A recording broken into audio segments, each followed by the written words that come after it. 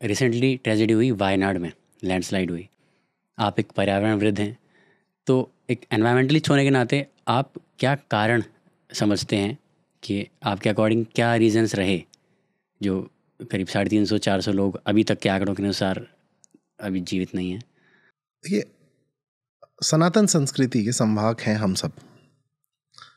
हमें कम से कम इसे त्रासदी नहीं कहना चाहिए। हम ट्रिनिटी में विश्वास रखते हैं ना, तो शिव का क्या रोल है? तांडव। आप अगर धर्म अनुसार आचरण नहीं करेंगे तो तांडव होगा, त्रासदी नहीं होगी। और वही शिव का रूप है। हम एक लिंग बना लेते हैं, है ना, एक मूर्ति बना लेते हैं, वो हम अपने लिए बनाते हैं। शिव तो डिस्ट्रॉयर ही है ना, वो प्रकृति के रक्षक हैं, इसीलिए पशुपतिनाथ कहलाते हैं।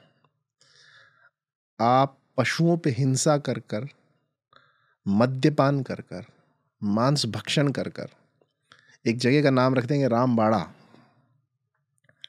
और वहां से आपको वैज्ञानिक बहुत चिंतन मिलेगा इसमें, और मैं उस चिंतन को कहीं से नकार नहीं रहा हूं, लेकिन मेरा आप उस जगह अगर जाके देखते हैं ना, आपको पता चलता ये तांडव है, ये शिक्षा देने का कार्य करा। और दुख की बात, त्रासदी वो नहीं थी। त्रासदी ये है कि हमने उसके पश्चात क्या किया। क्या आज हम सुधर गए?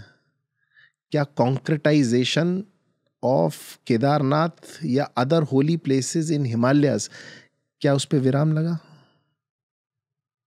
तो त्रासदी ये है। वो शिक्षा थी, वो पूरी प्रजाति को एक तरह से एक छोटा हल्का सा तमाचा था। तो वायनाड में भी यही है।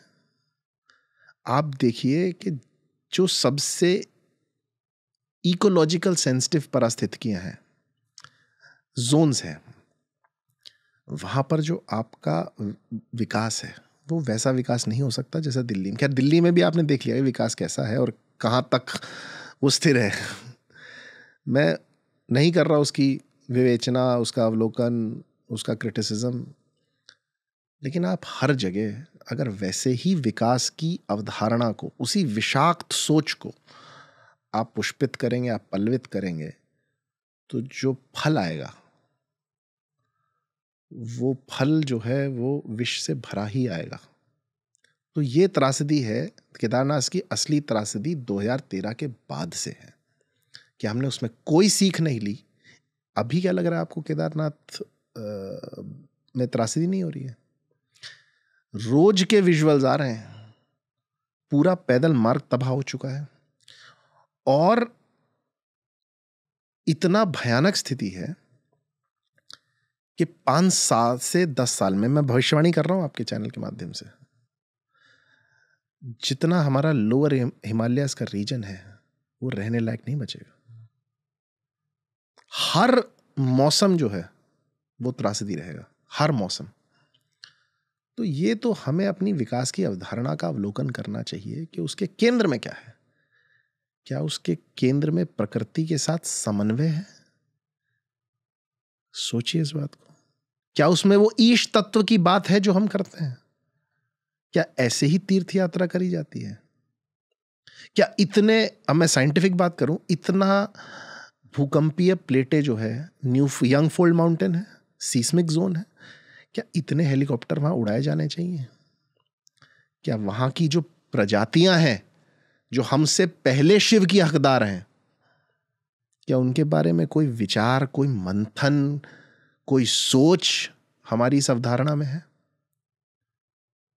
मुझे तो सिर्फ, अगर मैं उत्तराखंड को देखता हूं तो सिर्फ ठेकेदारवाद जो है उसको कैसे पोषित करा जाए, उसकी बात कैसे सुनी जाए, कैसे, क्या टर्म यूज करा था हमारी सरकारों ने, ऑल वेदर रोड। कोई भी वेदर वो ऑल वेदर रोड झेल पा रही है? देखिए, मैं डिफेंस के बारे में बिल्कुल कुछ नहीं कहूँगा, वो आपकी आवश्यकता है, उसके लिए सड़कें आपको चाहिए।